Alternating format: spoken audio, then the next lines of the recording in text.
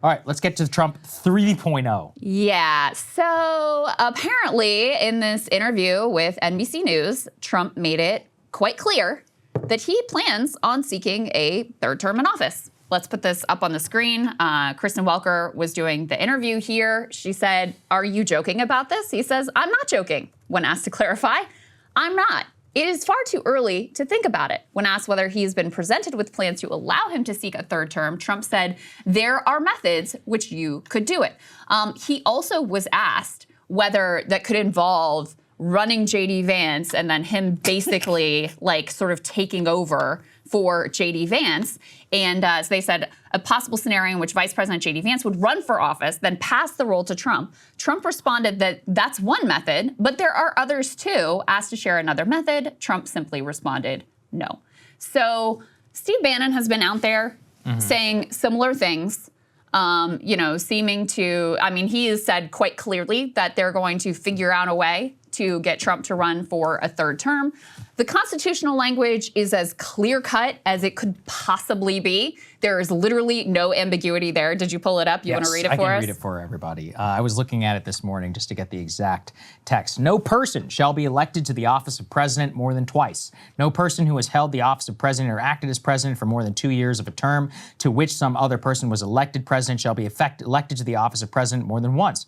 But this article shall not apply to any person holding the office of president when this article was proposed by Congress, shall not prevent any person who may be holding the office of president or acting as president during the term within which this article becomes operative from holding the office of president or acting as president during the remainder of such term. So the background is 22nd Amendment was passed Congress in 1947, was ratified by the states in 1951. 1952 is the first presidential election under the new rule under President Dwight D. Eisenhower, who subsequently was elected to 2 terms. And the background of it, as we have discussed here, the 22nd Amendment was, in my opinion, a severe overreaction to FDR seeking the unprecedented third and to fourth terms. The Congress at the time was very upset at how much power FDR had accrued under his, 12 or so years while he was in office. They wanted to make sure that it never happened again and to try and to ratify the 2-term norm that was set by George Washington actually into law. But now it is the law of the land. It is the Constitution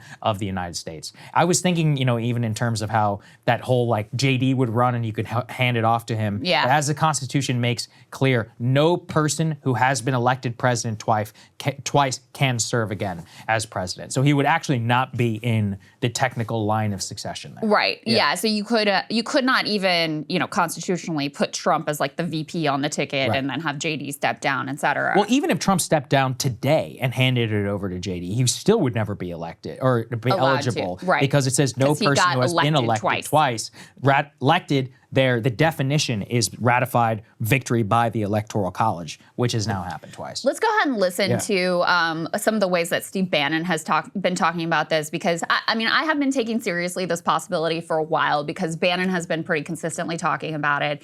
And, there was even at CPAC, there was a whole booth set up there about we want Trump to be, our Red Caesar. We want him to be able to serve a third term, et cetera. And listen, this is a man who, when he did lose the election in 2020, refused to accept defeat. He did not want to give up power. And so I don't think any of us should expect that he's going to be willingly accept giving up power this time around as well. So I think you have to take seriously now that you have Bannon and you have Trump being quite clear that he intends to seek a third term, you have to take it seriously and start thinking through the scenarios of how he could even theoretically try to accomplish this goal. With all that being said, let's go ahead and take a listen to C3 Steve Bannon talking about this possibility. I'm a firm believer that President Trump will run and win again in 2028. So I've already endorsed President Trump. A man like this comes along once every century if we're lucky. We've got him now. He's on fire, and I'm a huge supporter. Want to see him again in 2028. And obviously, anybody who doesn't like what you say but judges it as a function of a lack of intelligence doesn't know anything about you. I don't make that mistake. You're a smart guy. He's term limited. How do you think he gets another term? We're working on it. I think we'll have a couple of alternatives. Let's say that. We'll see. We'll see what the definition. We'll see what the definition of term limit is. All right. Well, so you're talking about litigating this issue, because I don't want people to listen to our interview and say Bannon's cooking up an insurrection. Bannon is cooking up. You know what I mean? I want people to get a straight take on where your head is. What are you suggesting? Chris, as you know, I've had greater long shots than this. When we supported President Trump after the election, I realize you don't believe the election in 2020 was stolen. We do. We fervently believe that. We're not prepared to talk about it publicly, but in a couple of months, I think we will be. But you are not suggesting revolution or overthrow or anything that people would condemn. Chris, we just won one of the biggest sweeping victories. We're in the middle of a 1932 type realignment if we can continue on and continue to have populist policies, populist nationalist policies. We have African-American men coming to our side. So again, I mean, I guess they're going to try to come up with some sort of like cockamamie legal theory. But even that, because the language is so clear, I'm not sure how they would do it. You know, I have been thinking about this. One of the things that I did consider is that you, whether it's J.D. Vance or Don Jr., you run someone who basically is like a puppet figure. I mean, this is kind of what Putin did in Russia, right? Oh, like a Medvedev. Like a Medvedev. Yeah. And it's like, he's technically the president, but Trump is the one who's really pulling the strings. And, you know, if that's the plan, then it sort of makes sense that he withheld his support from J.D. Vance as his successor, because J.D. Vance has to prove himself that he will be a total, willing, compliant puppet for Trump. Well, if that's the case, you should just go ahead and pick your son, Donald, because no self-respecting person, I think, and maybe that's why he isn't getting behind JD. I consider that possibility. I also thought through, like, you know, Trump has been.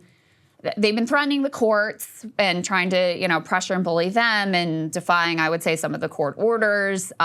They have been using the weight of the federal government to punish states for doing things that they don't want the states to do, you know, launching investigations, withholding federal funding. You see the same playbook with regard to media outlets, with regard to law firms, with regard to universities.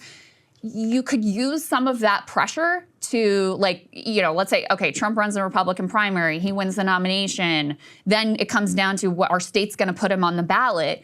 You could use some of that pressure to try to coerce states to go along with this, but I don't know. My mind is not devious enough to come up with the scenario of how this ends up working out for him. But like I said, I think you have to take it seriously, given that this is not a man who willingly gives up power. And he's saying quite openly, and I think one thing we've learned about Trump 2.0 is the things that he says he's going to do, and many things beyond that, he is entirely serious about. I think it's possible. I also think that his ego is just so fragile at the idea of having to pass on power. And all presidents who are two-termed struggle with this, right? Like Reagan famously, he didn't particularly love HW, and he didn't really want to hand the reins over. His wife wouldn't even give him a tour or whatever. These people, really? Psychologically, these people are crazy. I mean, you really need to think about it. And so that's what it takes to be able to get up to this level. So for Trump, I'm beginning to see now the reason why he doesn't want to endorse JD or Don Jr.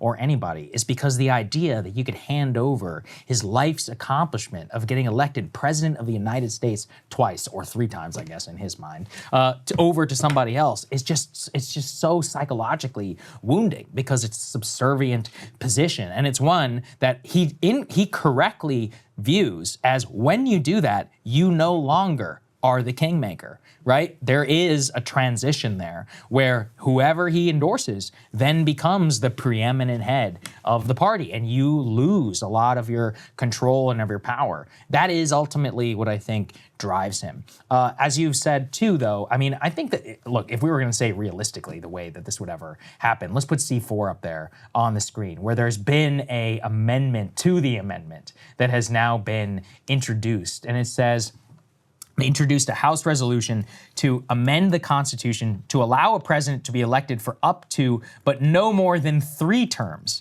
The language of the proposed amendment reads as follows. No person shall be elected to the office of president more than 3 times, nor be elected to any additional term after being elected to 2 consecutive terms, and no person who has held the office of president or acted as president for more than 2 years of a term to which a president was elected president shall be elected to the office of president more than twice, which basically means what? It means Obama Obama and Clinton and Bush could not run for a third term, but that Trump Obama specifically is the target there. I'm not sure that Trump could beat Obama. No, see, I don't know. I think Obama's hold is gone. I think his 20-year psyop in the American people has finally ended. Just because of that Democratic poll where people are fed up with him. Michelle's doing her dumbass podcast about whether you should recline your seat on a commercial airliner. Lady, you have never been on a commercial airliner for the last 20 years. You know, just do not lecture us. Just as a digression, our guests that we're having on, Jonathan Allen and Amy Parnes, great reporters, both of them. One of the tidbits they have in their book is that, you know, remember when Obama was going to endorse Kamala, and it took a long time, and he did that weird scripted video, whatever. Apparently one of the requirements is Michelle did not want to be in the video. Wow. That's kind of interesting, right? I mean, there's a lot of rumors swirling about how their marriage is going, et cetera. So I don't know, that kind of fueled, it was made me think about that, but then also made me think about I guess she's just doesn't really like Kamala maybe too. I don't know, but that's definitely possible. Yeah. I don't know. I mean, to be honest, if you read both of their books, I have no idea how either of them is still in that marriage. It's totally insane. I mean, it's just one of those where he literally is running for office and she's like, I don't want you to do this. And he just does it anyway. And you're like, okay. I mean, she's like, I don't want to be first lady. He's like, okay, suck it up. I have no idea. Why would you stick it out? I don't get it. On the other hand, you had to know this was who you were marrying. I guess. Yeah, I don't know. You know? I mean, it's one of those where she's like, okay, then I'm just going to move in my mom. And he's like, okay, listen, don't judge, I guess, whatever. But if you read between the lines of, you really should read the chapters of his rise in his book and in her book. And if you read that, you're like, this is nuts. This is a total digression. Yeah. But anyway, to get back to the core point here, I think Trump is going to try to run for a third term. I don't know how.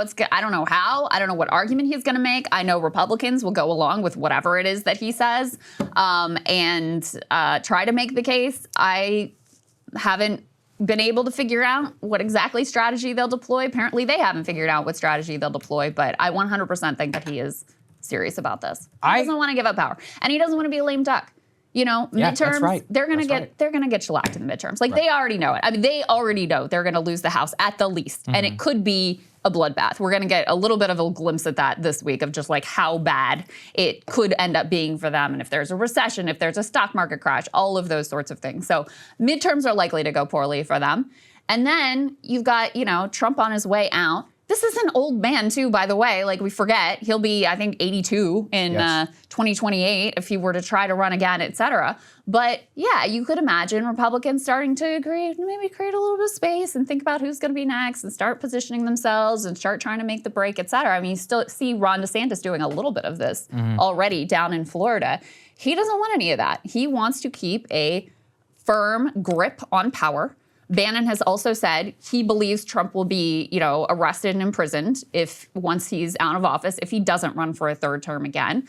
Trump probably believes that as well, so he'll feel it as existential too. And so I do think they'll try to pull it off, and they'll use whatever tricks in the bag, legal, illegal, constitutional, unconstitutional, moral, ethical, unethical, or, otherwise, that they can to try to accomplish that goal.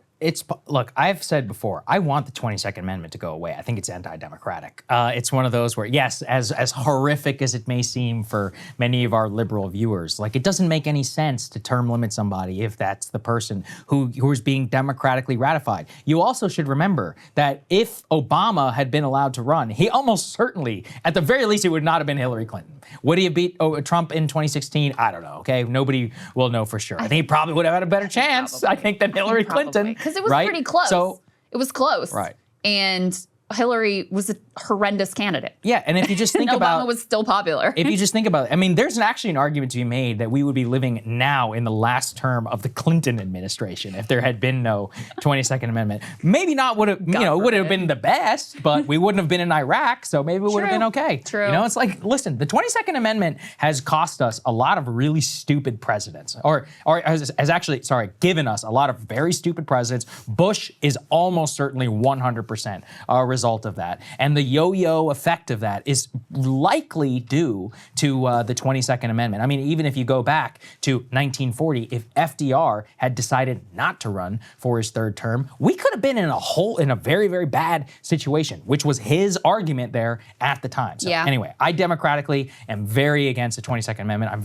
We don't have term limits in Congress. We're gonna have term limits for the president. It's preposterous. It was just obviously done to screw over the legacy of FDR. Yeah, that's true. Yeah. No, I mean, I have a thoroughly unprincipled position on this, which is that I also, in theory, want the 22nd Amendment gun, but this guy's then beat him. This guy's gotta go. We gotta be done with this man. You can beat him then.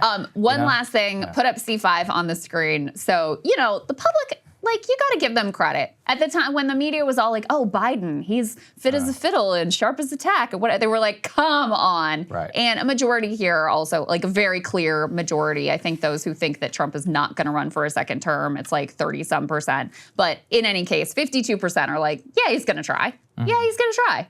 And I think that's probably where the smart money is. He's out now saying it, so I don't know why we wouldn't take him seriously at this point, given that he's definitely meant many of the things that he has said here coming into the second term. So, well, we'll see. I will enjoy tracking this. My hope is that they are able to pass a complete, they are able to amend the Constitution and to finally repeal this amendment. In fact, the trade I'll take is that we'll bring back prohibition and then we'll take this one away. So that's what we should do. I do not accept That's that the deal. biggest mistake. The biggest mistake we ever made. Not going to take you was up on that one, repealing prohibition. Yeah, that's right. This country's full of drunks, but whatever. All right, you guys will get over it. Just like they did in prohibition, some people will figure it out and the overall drinking rate will go down. And it was better for all of you. Sorry, it's true. Hey, if you like that video, hit the like button or leave a comment below. It really helps get the show to more people. And if you'd like to get the full show ad-free and in your inbox every morning, you can sign up at breakingpoints.com. That's right. Get the full show, help support the future of independent media at breakingpoints.com.